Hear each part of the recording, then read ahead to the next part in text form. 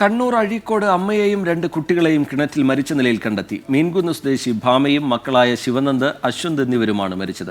ആത്മഹത്യയെന്നാണ് പ്രാഥമിക നിഗമനം. ഇന്നു പുലർച്ചെ 2 മണിയോടെയാണ് ഭാമയെയും 2 മക്കളെയും കാണാതായത്. വീട്ടിൽ കൂടെയുണ്ടായിരുന്ന ഭാമയുടെ സഹോദരി ബന്ധുക്കളെയും പോലീസിനെയും വിവരം അറിയിച്ചു.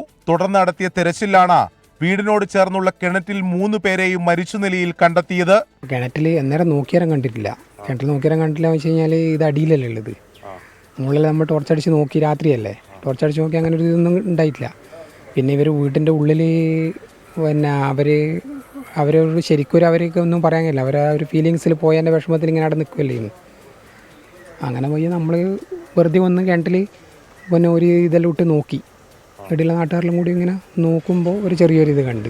2 കുട്ടികളെയും കിണറ്റിലെറിഞ്ഞ ശേഷം ഭാമ കിണറിൽ ചാടി ജീവനൊടുക്കിയെന്നാണ് പോലീസിന്റെ നിഗമനം. ഭാമ ചില മാനസിക ബുദ്ധിമുട്ടുകൾ നേരിട്ടിരുന്നുവെന്ന് ബന്ധുക്കൾ പോലീസിന് മൊഴി നൽകി. എന്നാൽ ആത്മഹത്യ ചെയ്യാനുള്ള യഥാർത്ഥ കാരണം എന്താണെന്ന് വ്യക്തമായിട്ടില്ല. 24 കണ്ണൂർ.